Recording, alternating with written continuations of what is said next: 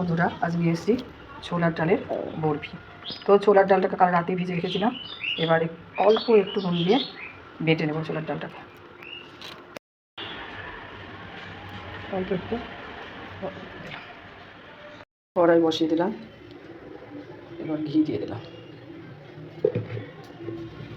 আপনারা চাইলে শুধু ঘিতেও করতে পারেন, আমি ঘিয়ের সঙ্গে একটু সাদা তেল দিয়ে দিলাম। ঘি গরম হয়ে এসছে, এবার দুটো এলাচ দিয়ে দিলাম।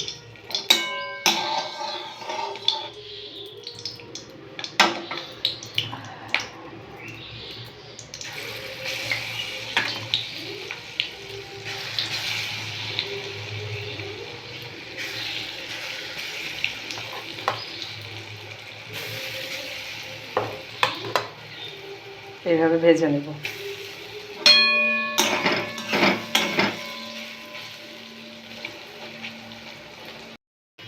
এইভাবে ভেজে নিতে হবে, এখনো ভাজা হয়নি।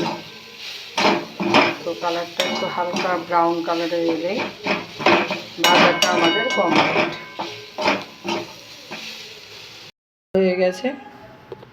এবার এগুলো একটু শিলে হালকা করে বেটে নেব। এবার চিনি দিয়ে দিলাম। গাছের ভিতরে দানাগুলো দিয়ে দিলাম।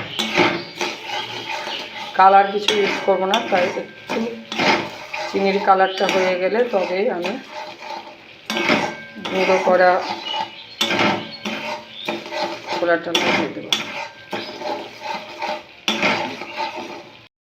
চিনিটা গলে এসছে, কালারটাও চেঞ্জ হয়ে গেছে।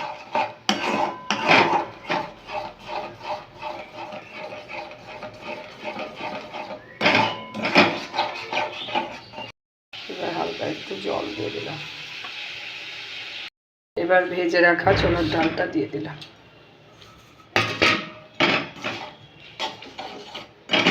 এবার ভালো করে পাক করতে হবে।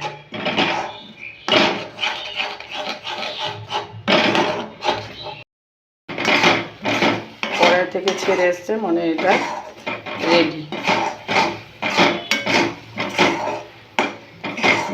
পাকটা রেডি হয়ে গেছে।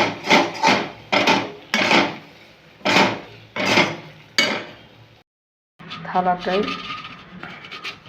ঘিটা মুছে নেব।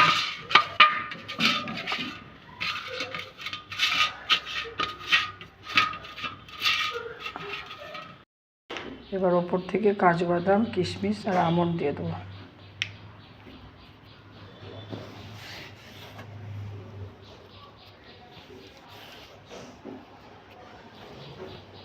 এবার কিছুক্ষণ রাখবো, তারপর পিস পিস করে কেটে নেব। এইভাবে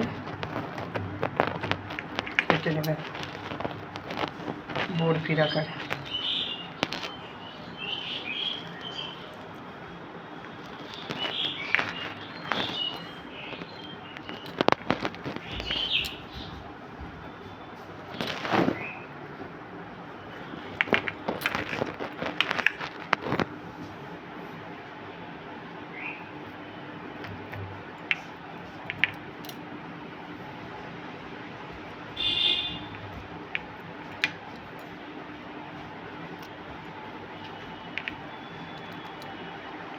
নিজেদের পছন্দ মতো শেপ দিয়ে নেবেন।